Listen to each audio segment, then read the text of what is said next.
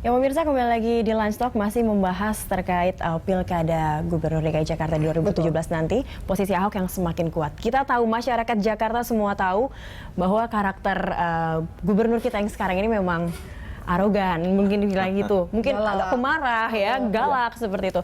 Tapi ternyata ini yang membuat Ahok ini atau Basuki Cahayapurnama ini tetap ada punya tempat tersendiri gitu di mata masyarakat. Apakah ini juga branding dia untuk terus melaju di Cagup? Ya, yang menarik adalah ketika orang berspekulasi atau menafsirkan apa saja kelemahan Ahok, yang tadi seperti disebutkan ya, ada yang mengatakan arogan, ada yang cenderung mengatakan bahkan cenderung otoriter, tidak bisa dikritik, suka marah-marah begitu kan. Tapi ada juga yang kemudian bisa menafsirkan dengan kacamata lain, loh itulah malah keunggulannya begitu, itulah kelebihannya. Ada yang membuat pembenaran misalnya, loh dia selama ini memaki-maki siapa? Memaki-maki politisi-politisi atau birokrat yang korup misalnya. Dia arogan terhadap siapa? Arogan terhadap birokrasi yang berbelit-belit, arogan terhadap kong kali kong antara anggota DPRD dengan eksekutif misalnya.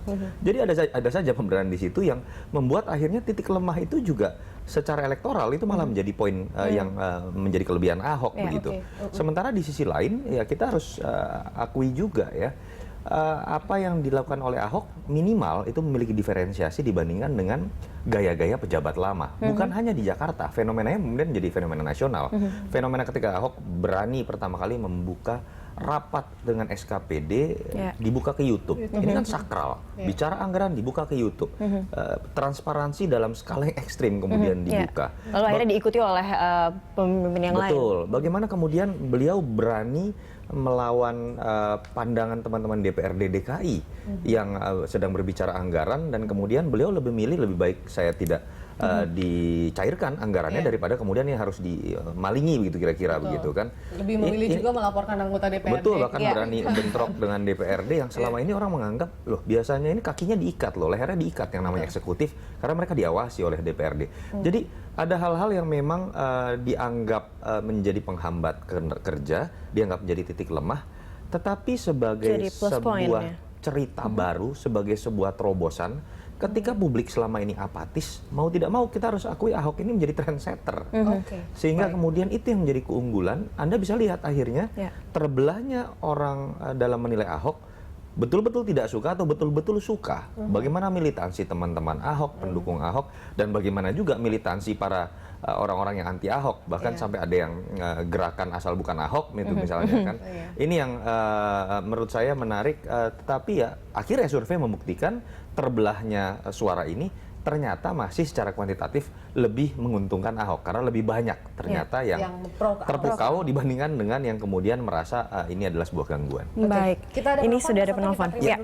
Ada Lukman di Jakarta, halo. Halo, selamat siang. Halo, selamat siang. Ya. Ya, Pak Lukman suaranya bisa lebih jelas? Ya, halo. Iya, silakan Pak Lukman. Iya. Halo, selamat siang, Mbak. Selamat siang, silakan. Ya, ini udah jelas. Begini, posisi Ahok memang masih kuat ya. Segala sesuatu bukan tidak mungkin, sebagaimana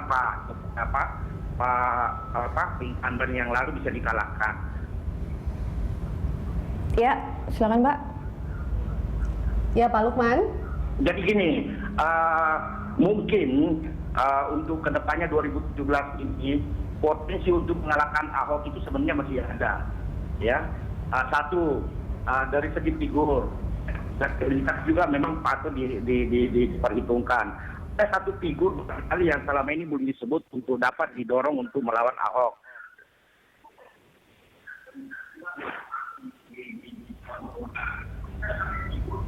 Ya, Pak Lukman, halo. Ya, mungkin barangkali kalau menurut Bang Haji Omai Rama ini perlu didorong kalau beliau mau turun secara provinsi ya, karena beliau selama ini kan menginginkan secara nasional.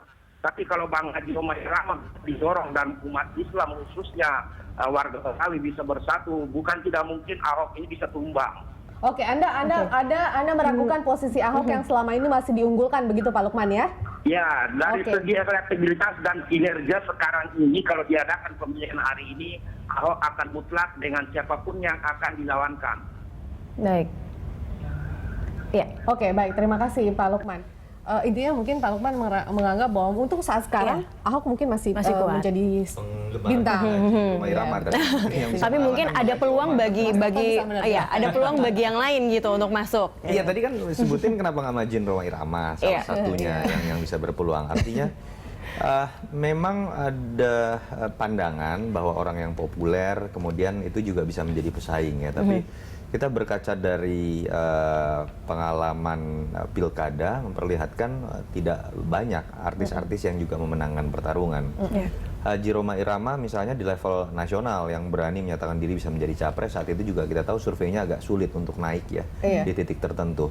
Artinya ada perilaku pemilih masyarakat yang harus dimengerti bahwa ketika mereka menyukai idolanya muncul di televisi, entah dia penyanyi, entah dia artis, entah dia tokoh, tetapi ketika kemudian dihadapkan pada pertanyaan seputar pilihan politik, mereka akan berpikir jauh lebih mendalam. Tidak berhenti pada saya suka pada sosok itu karena sering muncul di media dan menjadi idola saya. Mungkin hanya sebagian seperti Pak Lukman. Iya, ada sebagian seperti itu, tapi ternyata ketika diuji dalam beberapa pilkada ada variabel yang jauh lebih mendalam. Mereka sudah mulai bisa menempatkan idola saya memiliki posisinya tersendiri, pemimpin politik memiliki posisinya tersendiri. Itu yang menurut saya juga menjelaskan Bang Haji Rhoma juga tidak mudah. Ya itu tadi popularitas, populer pun belum tentu layak untuk dipilih karena ada variabel-variabel yang contoh Farhad Abbas pasti sangat populer kalau kita tanya, tapi saya cukup yakin nih, saya berspekulasi ya, kalau diuji elektabilitasnya mungkin tidak tinggi gitu misalnya. Oke, kita ada penelpon lagi. Ada Pak Umar di dari Cianjur. Cianjur. Silakan Pak Umar. Selamat siang Pak Umar ya. Halo. Iya Pak Selamat Umar, siang, silahkan Berita kami bisa mendengarkan suara Anda. Langsung mungkin ingin menanyakan sesuatu ke narasumber kami. Kami warga DKI, terutama dari daerah Jakarta Selatan, melihat bagaimana kerja nyata daripada Pak Ahok ini. Saya pikir susah mencari orang yang kayak dia begitu. Orangnya jujur, katakanlah keras, mungkin arogan, tapi arogan terhadap yang nggak benar gitu. Jadi ini kalau Jakarta pengen maju, ya kita pertahankan bersama-sama Ahok gitu. Saya sih nggak melihat Ahok itu sukunya apa, bangsa apa, agamanya apa. Kalau dia jujur, kenapa kita nggak mau pilih? Kalau Berarti dia Anda termasuk yang berani mendukung kerja Pak mendukung Ahok ya? Jadi bukan kayak pemimpin yang selama ini hanya cuma ngomong doang. Iya. Terima kasih. Baik. Ini salah satu Terima kasih. Pak Ahok. Nah, Mas Toto, saya mau menanyakan sesuatu. Ini tentang pendukung Ahok itu sendiri. Oke, dia punya karakter yang keras, dia punya karakter yang tegas, konsisten. Itu juga yang menjadi salah satu poin yang kemudian dia digemari oleh pemilih-pemilihnya hingga saat ini. Tapi generasi muda atau pemilih muda, Mas Toto, apa yang mereka dapatkan dari seorang Ahok yang galak, pemarah? Kalau mungkin yang Mas Toto sampaikan tadi itu dipandang oleh sebagian orang yang mungkin ya udah dewasa, udah artinya sudah tingkat, seperti tidak mencerminkan pilihan kaum muda seperti itu ya. Kalau untuk anak generasi muda saat ini atau pemuda saat ini, apa sih yang mereka harapkan dari seorang Ahok atau yang mereka lihat dari seorang Ahok sampai membentuk sahabat Ahok atau pendukung Survei Ahok? malah menempatkan anak-anak muda ini salah satu pilar kekuatan Ahok ya dari si pemilih. Kalau saya pikir malah logikanya terbalik. Kalau kita bicara dari sisi komunikasi, anak-anak muda ini kan lebih ceplas-ceplos. Anak-anak muda ini lebih egaliter. Anak-anak muda ini tidak suka dengan bahasa birokratis. Kalimat santun seperti apa yang dipertontonkan, mohon maaf, oleh Pak SBY dulu misalnya ketika berkuasa, itu sering dianggap oleh sebagian pihak itu strength, tapi buat sebagian anak-anak muda itu weakness, membosankan karena cenderung bahasanya birokratis, berbelit-belit, template begitu kan. Ada sebuah terobosan yang mereka lihat dengan gaya bahasa Ahok pada skala tertentu ya. Saya juga mendengar teman-teman muda merasa terganggu ketika Ahok sudah mulai berbicara bahasa yang agak kasar atau cenderung merendahkan misalnya. Tetapi kecenderungan ceplas-ceplos Ahok, tidak menggunakan bahasa yang baku seperti kayak birokrat-birokrat lain, itu malah menjadi daya tarik. Karena mereka lebih mudah mengerti. Ahok tidak pernah menggunakan bahasa misalnya bahwasanya misalnya. Ahok Bahasa kadang-kadang sehari-hari menggunakan seperti itu. bahasa gue, lu gitu untuk menganalogikan sesuatu. Itu malah menjadi daya tarik. Walaupun tetap menurut saya buat Ahok ini harusnya menjadi sebuah catatan juga. Ketika beliau menyadari bahwa sosok teman-teman muda ini mengidolakan dirinya, harusnya ada pendidikan politik yang harus dijaga juga oleh Ahok. Jangan sampai loss-nya tingkat gaya berkomunikasi seorang Ahok ini menjadi contoh buruk juga, dan kita harus akui ada beberapa kasus sempat kemudian mencapai level itu. Jokowi juga pernah melakukan cara seperti ini, memanfaatkan cara seperti ini sampai akhirnya mengantarkan dia menjadi presiden. Nah, apakah Mas Toto melihat cara seperti ini juga yang ingin dimanfaatkan Ahok yang mungkin nanti juga menjadi kendaraannya untuk maju mungkin next level lagi untuk itu? Polanya sama, dua-duanya punya diferensiasi berbeda dengan gaya pemimpin yang lain. Mereka jadi trendsetter. Tapi kalau dikatakan diferensiasi sama atau tidak, menurut saya malah jauh berbeda. Kita melihat kutub negatif dan positif itu bersatu pada saat Jokowi Ahok. Yang satu sangat tenang, tidak pernah emosi, cenderung datar wajahnya dalam menghadapi kasus apapun. Yang satu meledak-ledak, spontan, mengagetkan orang, begitu kan. Pak Jokowi konsisten dengan gaya seperti itu. Diferensiasinya adalah di balik ketenangannya kemudian dia bisa merakyat, dia bisa tidak memiliki batasan atau jarak bahkan ketika dia sudah menjadi presiden. Ahok memiliki diferensiasi yang berbeda tadi.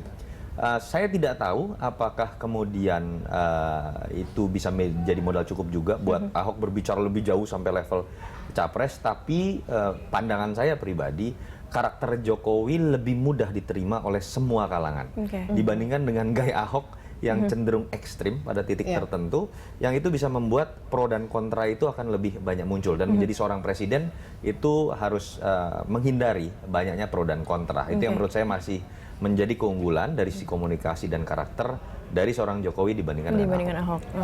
Baik, kita masih akan lanjutkan perbincangan di segmen berikutnya. Mungkin peluang Ahok sendiri dan apakah harus lihat independen atau partai? Mana yang harus dipilih Ahok? Pemirsa tetaplah bersama kami di Line Talk.